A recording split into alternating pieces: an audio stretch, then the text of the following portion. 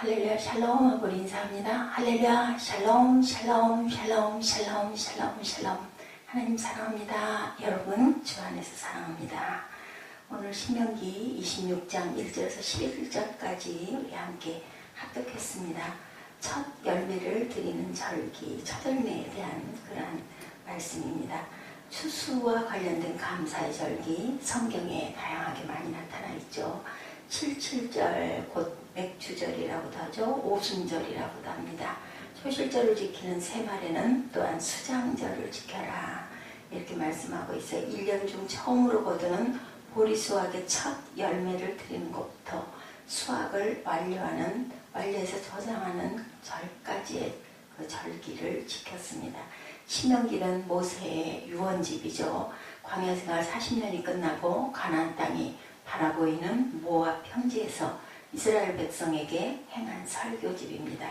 신명기 1장에서 4장까지는 광야 여정이 요약되어 있고 5장에서 6장까지는 모세가 시내산에서 받은 계명을 계속 반복해서 설교합니다. 28장에서 30장까지는 이 계명을 지키는 자에게 주시는 복과 저주에 대해서 말씀하고 계시죠. 신명기 핵심적인 부분은 1에서 5장에서 26장까지의 내용입니다. 이 부분은 이렇게 시작합니다. 5장 1절입니다. 모세가 온 이스라엘을 불러 그들에게 이르되 이스라엘아, 오늘 내가 너희 귀에 말하는 규례와 법들을 듣고 그것을 배우며 지켜 행하라. 이는 곧 너희의 하나님 야훼께서 너희에게 가르치라고 명하신 명령과 규례와 법도라. 너희가 건너고도 차지할 땅에서 행할 것이니. 6장 1절 그리고 5장 1절 말씀이죠. 내 조상의 하나님 야훼께서 내게 주셔서 차지하게 하신 땅에서 너희가 평생에 지켜 행할 규례와 법도는 이러하니라. 12장 1절입니다. 19장 1절에는 내 하나님 야훼께서 이 여러 민족을 멸절하시고 내 하나님 야훼께서 그 땅을 내게 주심으로 내가 그것을 받고 그들의 성읍과 가옥에 거주할 때, 이렇게 말씀하십니다. 그리고 오늘 26장 1절이죠. 내 하나님 야훼께서 내게 기업으로 주어 차지하게 하실 땅에 내가 들어가서 거기에 거주할 때, 여기 반복하여 강조한 문구가 있습니다.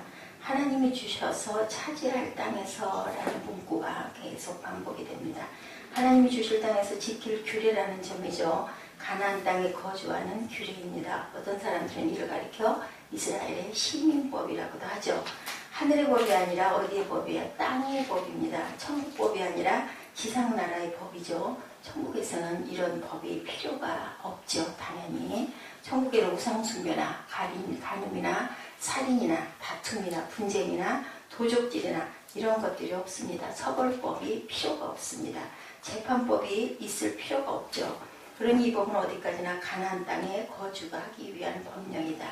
오늘 우리가 대한민국에 살면서 헌법을 지키는 것과 똑같이 이스라엘에게 주시는 하나님의 헌법이라고 생각하면 됩니다. 물론 이 법령의 기초는 뭐겠습니까? 신앙입니다. 오늘 26장 1절에서 11절까지 우리 함께 합독했습니다. 5장 1절, 6장 1절, 12장 1절, 19장 1절, 그리고 오늘 26장 1절에 계속 말씀하시죠. 하나님이 주셔서 차지할 땅에서, 이렇게 5장에서 6장까지는 모세가 시내산에서 받은 계명을 반복하고 28장에서 30장까지는 이 계명을 지키는 자에게 주실 축복과 거역하는 자에게 내려질 징벌이 기록되어 있죠. 그리고 1장에서 4장까지는 광야 여정이 요약되어 있습니다. 물론 이 법령의 기초는 신앙이라고 우리가 알고 있습니다. 하나님을 어떻게 섬길 것인지 그 내용이 법령의 기반이죠. 우리가 주목할 것은 신앙과 삶의 법이 서로 밀접하게 관계가 되어 있다는 겁니다. 우리 요즘에 항상 얘기하죠. 우리가 삶이 예배가 돼야 된다. 똑같습니다. 같은 뜻을 이 구약에도 그런 밀접한 연관을 짓고 있습니다. 예를 들면 안식일 규례는 매매법과도 연관이 되어 있다. 하나님을 섬기는 제사법은 땅의 소득을 하나님께 바치는 농사나 목축법과 연관이 되어 있다는 겁니다. 신앙은 그래서 추상적인 주제가 절대로 아니고 언제나 삶으로 표현이 됩니다. 그런 의미에서 신명기 법령의 결론부에 재물을 나누는 법이 들어있는 것은 굉장히 의미가 있습니다. 재물을 잘 다루어야 영적인 경건 생활이 제대로 된다. 우리 가정에서도 그죠? 한 달 동안 그 얻은 소득을 어떻게 잘 짜서 쓰느냐에 따라서 그 가게가 잘 운영이 되고 그 집안이 잘 유지가 되죠. 아이들이 학교 가서 공부하고 집안의 지출 목록, 수입 목록이 정확하게 잘 맞아야 빚을 지지 않고 원만하게 잘 살아갈 수가 있는 것과 똑같다라는 거죠. 물질 생활은 이렇게 신앙생활의 지표가 된다. 모든 것들이 말 맞다나 물질이 없어서는 살아갈 수가 없어요. 아주 여러 가지 어려움, IMF 때 그래서 가정들이 많이 깨졌다라는 그러한 통계가 나와 있습니다. 성도들의 영적 상태를 교회에서 볼 때도 또한 얼마만큼 교회에 출석하면서 헌금을 잘 꾸준하게 잘 하고 있는가를 보면서 그분의 그 영적 상태를, 믿음 생활을 판단할 수 있는 기준이 그 기준으로 밖에는 우리가 알 수가 없기도 하죠. 그래서 보면은 믿음이 좋은지 나쁜지, 요즘 상태가 어떤지, 지금 생활들은 어떻게 하고 있는지 이런 부분을 일일이 요즘에 점점 대형화돼 가고 있는 교회들은 알 수가 없기 때문에 이 신앙생활의 척도를 물질을 심는 부분으로 우리가 알 수밖에 없기도 합니다. 보면은 뭐 낚시꾼들이 호숫가에나 이런 데 앉아가지고 낚싯대를 딱 담그면요, 찌의 어떤 그 진도가 느낌이 온다고 합니다. 저는 낚시를 잘 안 하기 때문에 모르겠지만, 여기는 물고기가 많은 데구나, 아니면 고기가 없겠다, 이걸 먼저 오래 앉아있지 않아도 판단이 되는 것과 같다라는 거죠. 하나님은 굳이 신앙이 어떤지 살펴보지 않으셔도 이 녀석이 돈을 어떻게 쓰고 있고 관리하고 있는지를 일단 딱 보시면은 정확하게 아신다라는 말씀이죠. 신명기 법전의 결론부에 만물과 11조의 규례를 강조한 것은 이런 의미로도 굉장히 의미가 심장합니다. 하나님께서는 이렇게 말씀하시죠. 모든 삶은 재물을 어떻게 쓰는지 보면 안다. 거기에 따른 너희의 신앙과 삶이 좌우될 것이다. 이러한 원리는 신약에도 똑같습니다. 사도 바울은 말하죠. 그러므로 형제들아, 내가 하나님의 모든 자비하심으로 너희를 권하노니 너희 몸을 하나님이 기뻐하시는 거룩한 산제물로 드리라. 이는 너희가 드릴 영적 예배라. 로마서 10장 1절이죠. 이 내용은 너희 몸을 제물로 드리라. 이게 바로 영적 예배다. 우리의 삶을 드리라는 거죠. 우리 몸을 드리라는 말씀은, 몸을 드리는 것은 영적 예배다. 몸은 영혼을 담는 그릇입니다. 그렇기 때문에 우리 집이 어떻게 잘 유지를 하고 반듯하게 서 있느냐. 그래서 그 말씀이 있죠. 반석 위에 집을 지으리라. 단단한 반석에다 지어야지 모래밭에다 씌우면 바람 불고 창수가 나면 그만 무너져 버린다라는 뜻과도 같습니다. 이렇게 몸이 어떻게 움직이는지 보면 영적 상태가 나타나죠. 몸이 성전에 가는지 아니면 용업소에 가는지, 그죠? 오락장만 매일 드나드는지, 학생이 공부를 하고 앉아있는지 아니면 공부한다고 책 펴놓고 게임을 하고 있는지 컴퓨터 열어놓고 다른 짓을 하고 있는지 보면 그 학생이 공부에 집중을 하고 있는지 아니면 놀고 있는지 알 수 있다는 겁니다. 추수감사절은 1년에 한 번 하나님께 드리는 절기죠. 그러나 한 번의 행사가 아닙니다. 연중 물질 생활을 바로 했는지 평가하는 절기다. 그죠? 농사를 어떻게 지어서 추수가 될 때 보면 이 농부가 얼마나 열심히 땀 흘려 그 농사를 잘 이루고 갔는지 알 수가 있다는 거죠.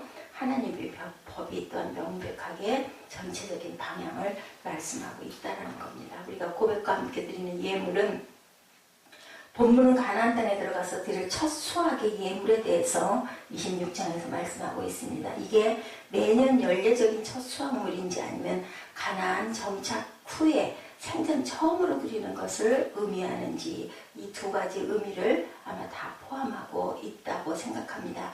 이스라엘은 본래 유목민이었죠. 농경지도 없고 정착지도 사실은 없었습니다. 그런 백성이 가나안에 정착하여서 이제 첫 농사를 짓고, 생전 농사를 짓지 않던 사람들이 농사라는 걸 지은 거예요.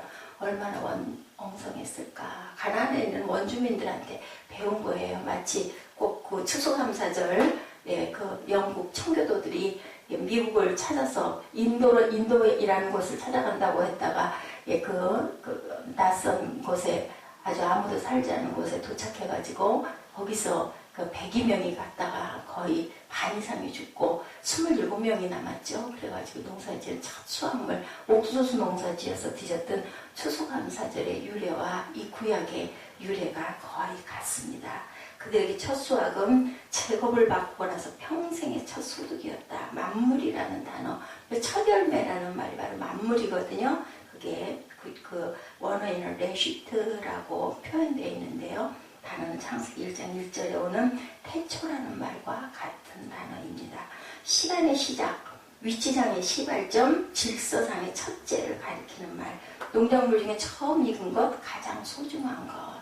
그래서 누가 그랬어요? 아벨과 가인이 첫 번째 것을 드린다. 이렇게 정성껏 드렸다고 그러죠. 이게 만물의 의미에 아주 가장 중점입니다. 유대인이 이 계명을 실천하기 위해서 무화과 열매가 처음 익으면 가지에다 리본을 묶어놨다가 수확할 때 그것이 첫 번째 것이다 라고 표기를 해놓고 그걸 하나님께 드렸다고 합니다. 소득의 찌꺼기를 드리는 게 아니라 가장 중요한 부분, 그래서 첫 열매다. 그래서 우리가 11조 먼저 떼놓는다는 말, 그 얘기하죠. 월급을 받거나 어떤 부분에 그 소득이 있을 때 제일 먼저 하나님께 드릴 걸 구별해 놓는 자. 만물을 드릴 때는 꼭 다른 절차가, 첫 번째 절차는 삶에 대한 신앙 고백을 합니다. 그때 제사장의 3절이죠. 3절. 그때 제사장에게 나아가 그에게 이르기를 내가 오늘 당신 하나님 야훼께 아뢰나이다. 내가 야훼께서 우리에게 주시겠다고 우리 조상들에게 맹세하신 땅에 이르렀나이다 할 것이요. 이렇게 말씀하고 있죠. 보면은 너는 거기에서 5절에서 우리 10절까지 같이 한번 합독합니다. 너는 또 내 하나님 야훼 앞에 아뢰기를 내 조상은 방랑하는 아람 사람으로서 애굽에 내려가 거기에서 소수로 거류하였더니 거기에서 크고 강하고 번성한 민족이 되었는데 애굽 사람이 우리를 학대하며 우리를 괴롭히며 우리에게 중노동을 시킴으로 우리가 우리 조상의 하나님 야훼께 부르짖었더니 여호와께서 우리의 음성을 들으시고 우리의 고통과 신고와 압제를 보시고 야훼께서 강한 손과 편팔과 큰 위험과 이적과 기사로 우리를 애굽에서 인도하여 내시고 이곳으로 인도하사 이 땅 곧 젖과 끓이는 땅을 주셨나이다. 야훼여 이제 내가 주께서 내게 주신 토지 소산의 만물을 가져왔나이다. 이렇게 고백을 합니다. 첫째는 하나님께서 이루신 구원에 대한 고백. 그들이 지금 정착하여 농사를 짓고 수확을 거둔 땅은 하나님께서 조상들에게 약속한 땅이었습니다. 하나님께서 부르셔서 예수 그리스도를 믿고 하나님 자녀가 된 것에 대한 고백을 우리가 똑같이 해야 한다. 오늘 우리들도 둘째는 하나님의 베푸신 은혜와 축복, 하나님의 섭리에 대한 고백을 하고 있어요. 5절에서 10절 내용에 보면 이스라엘은 본래 방랑하는 아람 사람이었다. 창세기 후반부에 보면 야곱 집안이 가나안 땅을 떠나서 애굽으로 이주하는 게 나타나죠. 왜요? 먹을 것이 없어서 누가 그죠? 요셉이 부르죠. 그때 70명이었다고 그래요. 야곱의 집안에 가족들이. 그랬다가 나중에 출애굽할 때 60만 명에 이르렀다고 그래요. 야곱의 후손들이 이렇게 번창을 했다는 겁니다. 이스라엘 백성이 애굽의 압제로 노예 생활을 할 때 하나님께서 모세를 보내셔서 그들을 해방시키시죠. 자유인이 되게 하시고 정착지 가나안으로 인도하신 거예요. 바로 이 고백을 하면서 만물을 하나님께 드렸다. 그런데 드리는데 어떻게 드리냐? 11절이죠. 만물을 드린 또 한 가지 절차는 이웃과 함께 기쁨을 나누는 일이다라고 그렇게 고백을 하고 있습니다. 11절이죠. 내 하나님 야훼께서 너와 내 집에 주신 모든 복으로 말미암아 너는 레위인과 너희 가운데 거류하는 객과 함께 즐거워할지리라. 기뻐하고 즐거워하라. 잔치해라. 이렇게 말씀하고 있습니다. 재물은 하나님께 드렸는데 기쁨은 이웃과 함께 나눈다. 왜냐하면 이렇게 농사를 해서 잘 곡식을 거둬서 드릴 수 있게 돼서 너무 감사합니다.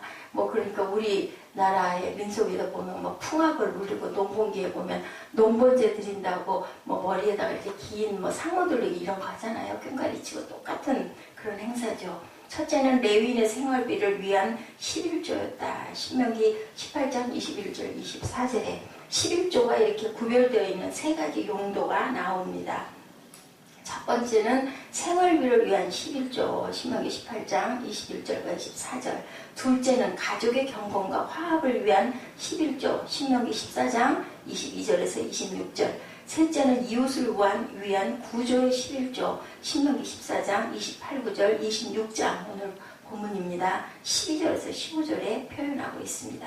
첫 번째 11조는 하나님을 위한 것으로 소득이 있을 때마다 드리고, 두 번째 11조는 가족을 위한 것으로 첫 번째 11조를 드린 것과 별도로 매년 드렸다라고 기록되어 있습니다. 세 번째 11조는 첫 번째와 두 번째 11조와 별도로 이웃을 위해서 3년에 한 번씩 드렸습니다. 그러므로 이스라엘 백성들은 통상 소득의 10분의 1을 매년 드리고 3년에 한 번씩은 10분의 3을 11조로 드렸다라고 기록되어 있습니다.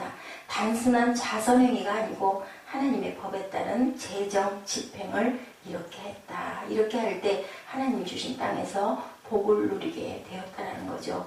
우리가 가진 재물은 기쁨을 나눌 세 대상. 첫째는 재물을 주신 하나님, 둘째는 우선 돌봐야 될 때 가족, 셋째는 이웃입니다. 이것이 아주 그 재정 집행의 기본이었다라고 기록되어 있습니다. 이제 올바른 재물 사용의 결과를 보면 신명기 26장 18, 9절에 나타나죠. 앞서 뭐라고 여호와께서 내게 말씀하신 대로 오늘 너를 그의 보배로운 백성이 되게 하시고 그의 모든 명령을 지키라 확언하셨느니라. 그런즉 야훼께서 너를 그 지으신 모든 민족 위에 뛰어나게 하사 찬송과 명예와 영광을 삼으시고 그가 말씀하신 대로 너를 내 하나님 야훼의 성문이 되게 하시리라.